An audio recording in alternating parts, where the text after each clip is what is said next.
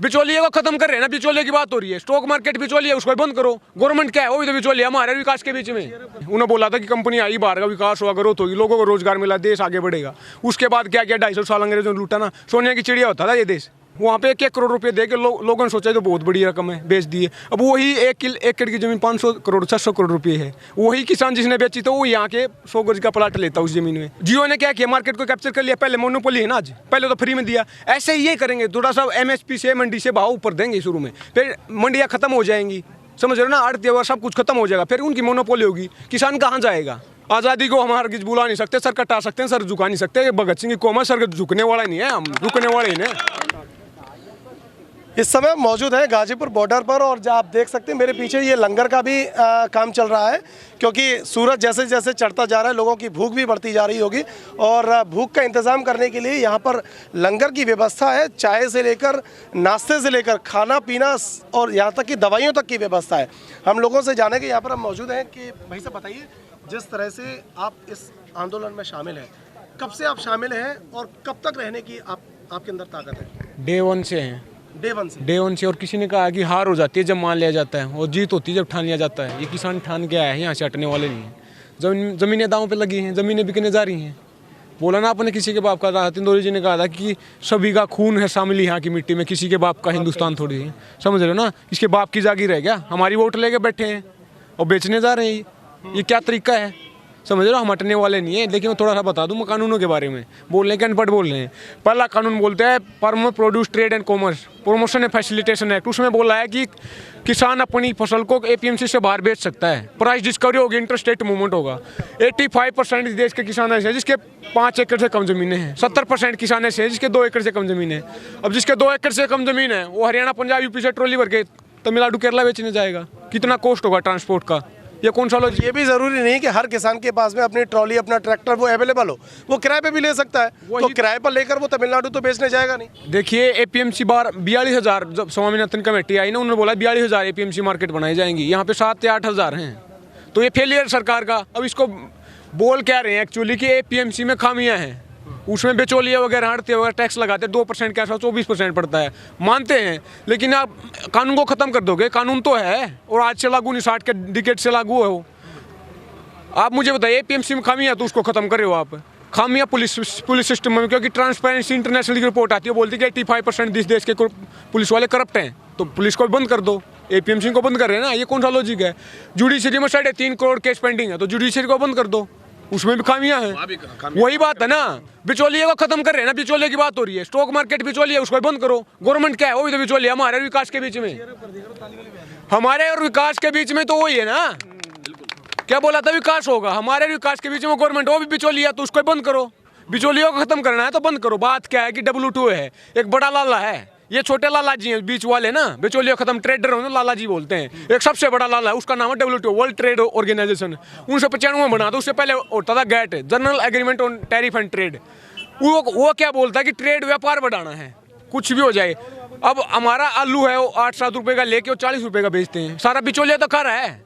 किसान को लाभ नहीं हो रहा ना, कंज्यूमर को हो रहा। बिचौलिया तो सिस्टम है। वो WTO क्या बोलता है कि ये जो एग्रीकल्चर है ना और ये सब्सिडियाँ, ये इसको ट्रेड को डिस्टोर्ट करती हैं, उसको बोलते हैं एग्रीमेंट ऑन एग्रीकल्चर। WTO तो इसको सब्सिडी को भी खत्म करने की बात करता है। वही है, वही बोल रहा हूँ मैं, एग्रीमेंट ऑन एग्रीकल्चर का एक वो है, उसमें क्लोज है, उसमें बोला कि ब्लू बॉक्स, ग्रीन बॉक्स और एम्बर बॉक्स। एम्बर बॉक्स में जो सब्सिडियाँ है ना, PD, ये MSP है, इसको खत्म किया जाए बिल्कुल भी। आप मुझे ये बताइए, एनुअली 12,500 किसान सुसाइड करते हैं। ये NCR की रिपोर्ट है, सरकारी कागज होता है ये। 1995 से 2015 तक 3 लाख किसान ने सुसाइड की है, और ये MSP होने के बावजूद की है। और सोचना क्या था कि MSP ऊपर का सोचा जाए, क्योंकि मर रहे हैं इसके बावजूद भी लोग। अब तो MSP भी खत्म कर रहे हैं, जमीनें में नीलाम कर रहे हैं, समझ रहे हो ना। यही तो गेम है ना, जमीनें बेचने की कोशिश हो रही है ना, वही बोल रहा हूँ। कैसे ये वायबल नहीं है ना, ये ऑप्शन है। आप मुझे बताए, लॉकडाउन हुआ, 8 करोड़ माइग्रेंट लेबर अपने घर गए, कोई रास्ते में पिटेगा, कोई घर जाके मरे ना। अब यही पूंजीपति देनी कंपनियों में काम करने वाले थे, माइग्रेंट लेबर थे बेचारे, 8-10 हज़ार की नौकरी करते थे। क्या इन्होंने उसको रोका, उनकी सिक्योरिटी दी किसी टाइप की? एक मतलब किराए के पैसे नहीं दिए इन्होंने, पैदल गए हैं 500 1500 किलोमीटर। इन्होंने बिजनेस का क्या होता है कि पैसा कमाना मकसद होता है, तो इनको कोई जिस तरह से जो सरकार है, तो ये तो किसानों के फायदे का इस बिल को बता रहे हैं, तो फिर फायदा आपको नहीं दिखाई दे रहा है? फायदा बता देने पे कौन सा चूर्ण खा कहते हो, हमें खिला दो चूर्ण हम भी खा लेंगे वो, समझ रहे हो ना? अगर उसके फायदे का है तो बता देना, क्या यहाँ पे ज्यादा दूर बैठे हैं क्या? फायदे के लिए बात बताइए। तो 11 दौर की वार्ता भी हो चुकी है, 11 दौर की वार्ता में भी वो संशोधन करने के लिए गवर्नमेंट तैयार है, लेकिन संशोधन क्या होता है? गिलास जहर का है, कलम जहर है, अब बोल रहे 2-3 चम्मच निकाल देंगे, अमेंडमेंट कर देंगे, संशोधन कर देंगे। अब आएगा एक चुटकी जहर की हो, एक गिलास, एक चम्मच जहर, तो जहर होता है, खाते ही डेथ होती है, मृत्यु होती है। तो जहर में क्या संशोधन करना? हम बोल रहे एक तरफ करो कमेटियाँ, अब बोल रहे हैं 1.5 साल के होल्ड कर देंगे। 1.5 साल में क्या है कि बार बार तो मजमा लगता नहीं, हम 1.5 साल बाद दोबारा आएंगे यहाँ पे, समझ रहे हो? यही तो लॉजिक है ना कि 1.5 साल में 2-4 राज्यों में इलेक्शन है, सरकार बन जाएगी, काम निकल जाएगा। ये बार बार तो ऐसा आंदोलन होता नहीं है, समझ रहे हो? दूसरी बात कमेटी इस देश में कमीशन कैसे चलते सबको पता। 60 के टिकट में कोठारी कमीशन बैठाया था, उसने बोला था कि जीडीपी का एजुकेशन में 3-6% खर्च करना, आज तक लागू नहीं हुआ है, आज तक नहीं, 60 साल हो चुके उस बात को।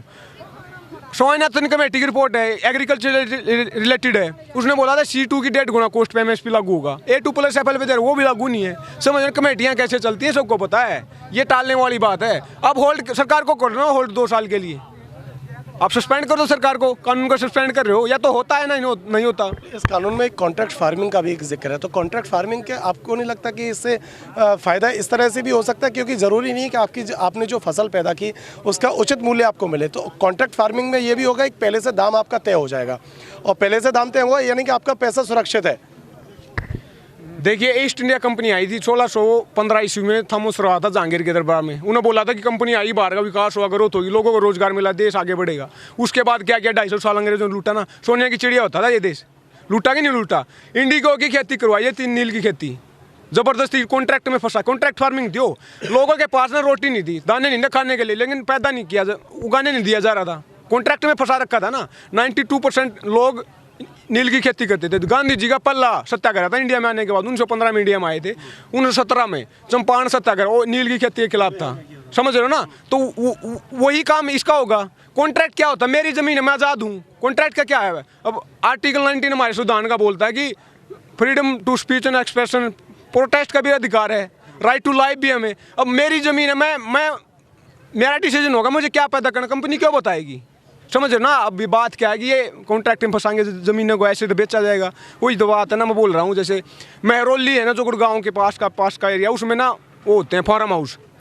20-30 साल पहले वो किसानों की ज़मीन होती थी, वहाँ पे 1-1 करोड़ रुपये दे के लोगों ने सोचा तो बहुत बड़ी रकम है, बेच दिए। अब वही 1 एकड़ की ज़मीन 500 करोड़ 600 करोड़ रुपये है। वही किसान जिसने बेची तो वो यहाँ के 100 गज का प्लाट लेता उस ज़मीन में, समझ रहे ना? वो 1 करोड़ में 100 गज का भी नहीं आता।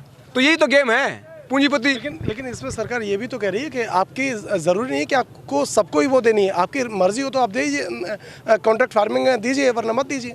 मर्जी वही तो ना, जब APMC रही डिफेक्ट हो जाए मंडिया तो कहाँ जाएगा किसान?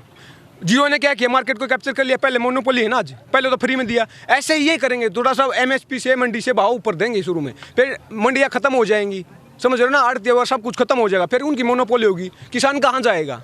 कॉन्टैक्ट करना पड़, जबरदस्ती करना पड़ेगा, ऐसे तो जमीनें बिकेंगी। देखिए ये बोल लिए ना, मैं सुन लो, मैं बोल रहा हूँ, ये ना डिवाइड रूल की बात नहीं, बकवास कर रहे हैं। काम की तो बात हो रही है, मन की बात हो रही है, खेती किसानी की बात नहीं हो रही, रोजी रोटी, कपड़ा, मकान, शिक्षा की बात में कभी किसानों की बात नहीं हो रही। वही बात, मन की बात उसके साथ करे, अपनी घरवाली को छोड़ गया है, यहाँ पे काम की बात करो भाई साहब, मैं बोल रहा हूँ ना।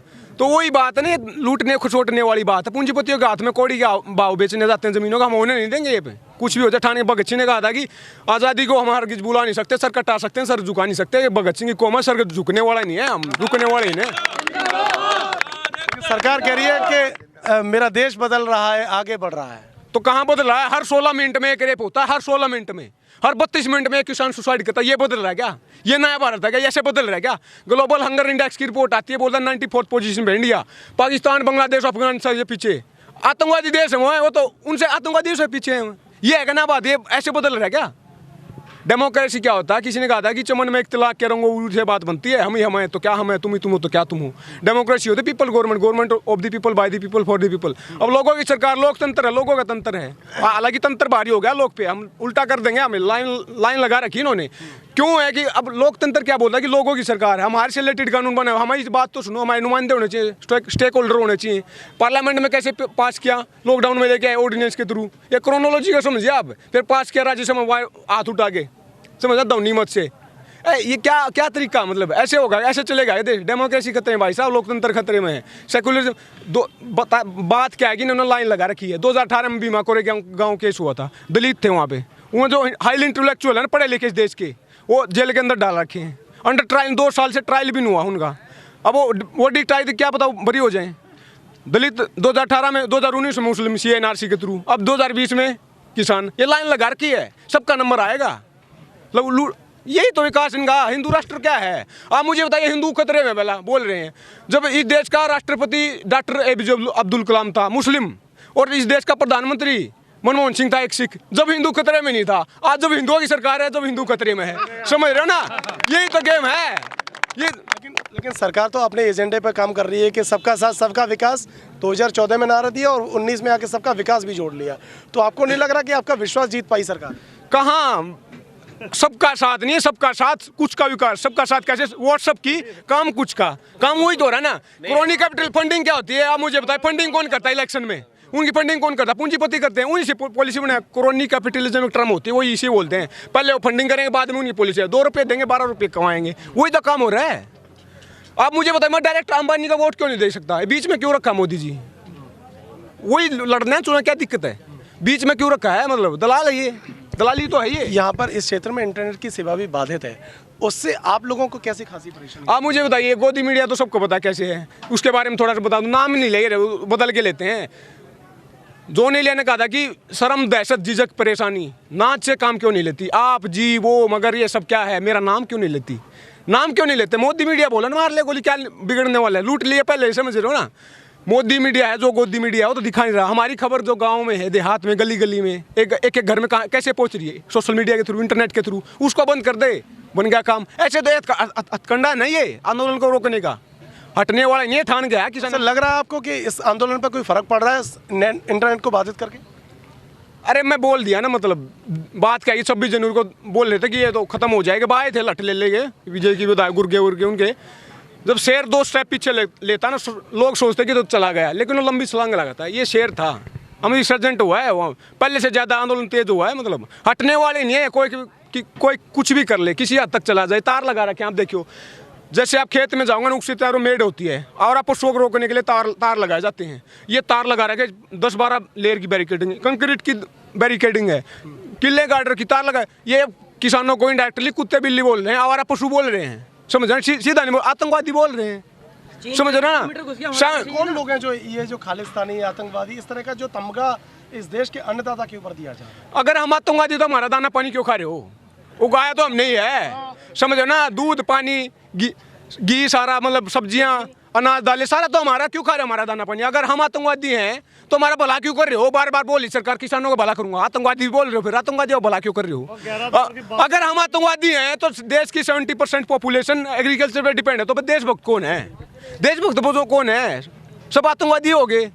अगर हम आतंकवादी हैं तो वही बोल रहा हूँ ना, होम मिनिस्ट्री कार्रवाई क्यों नहीं करती? उसके पास रहा है ना, ये आई भी है, दिल्ली पुलिस होम मिनिस्ट्री के अंडर आती, कार्रवाई कर ले, निकाल ले, मार ले गोली। कौन है? ये डिवाइड एंड रूल वाली बात हो रही है भाई साहब। अंग्रेजों ने ही किया था, वही ये कर रहे हैं। मैं उसमें कहना चाहूँगा, किसी की बांट दिया धरती को, क्या चांद सितारों का होगा? नदियों के कुछ नाम लिखे बहती धारों का क्या होगा? क्योंकि गंगा भी पानी, यहाँ पे जमजम भी पानी है, मुल्ला भी पिए, पंडित भी पिए, पानी का मतलब क्या होगा?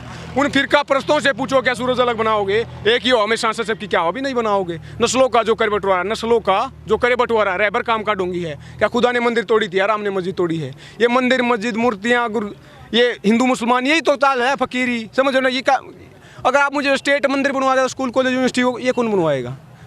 सरकार का, गवर्नमेंट का कोई धर्म नहीं होता, संविधान में लिखा। सेकुलरिज्म क्या? धर्म निरपेक्ष राष्ट्र, धर्म नहीं होता किसी सरकार का। लेकिन ये मंदिर की पूजा करवा रहे हैं, आरतियाँ उतार रहे हैं, समझ रहे हो ना? उद्घाटन होता है, ये क्या है? संविधान आप नहीं चाहते कि मंदिर बने? अब मंदिर बन गया हमारे इस देश में, पहले मंदिर हैं। मेरी बेरोजगारी मिट गई उससे, इन लोगों का हालात सुधर गए। बेगारी, बेरोजगारी, भूख मेरी देश की मिट्टी क्या मंदिर से? वो हमारी आस्था है, हम अपने चंदा इकट्ठा करके मैं पैसा बनवाएंगे, वो मंदिर बनवाएंगे। पहले देश मंदिर सरकारों ने बनवाए गए, हमने किसके लिए वोट किसके लिए दे रही? बोला था विकास होगा, विकास के लिए वोट देते हैं ना। मंदिर सरकार बनवाएगी तो फिर ये काम कौन करवाएगा विकास के? समझ रहे हो ना? ये गेम को समझे। मैं अपनी बात को खत्म करना चाहूँगा। भगत सिंह की कौम है ये, हटने वाले नहीं है। भगत सिंह ने कहा था कि लिख रहा हूँ अंजाम जिसका कल आ जाएगा, मेरे खून का एक कतरा इंकलाब लाएगा। जोर से बोलना है, क्योंकि उसी भगत सिंह ने कहा था कि गूंगे बहरों को सुनाने के लिए धमाका जरूरी होता है। ये आवाज़, ये जुबान हमारी धमाका है, पार्लियामेंट तक आवाज़ जानी चाहिए। गूंगे बहरे हो, इंकलाब जिंदाबाद, इंकलाब जिंदाबाद, इंकलाब जिंदाबाद, इंकलाब जिंदाबाद, इंकलाब जिंदाबाद, इंकलाब जिंदाबाद। जय हिंद, जय भारत।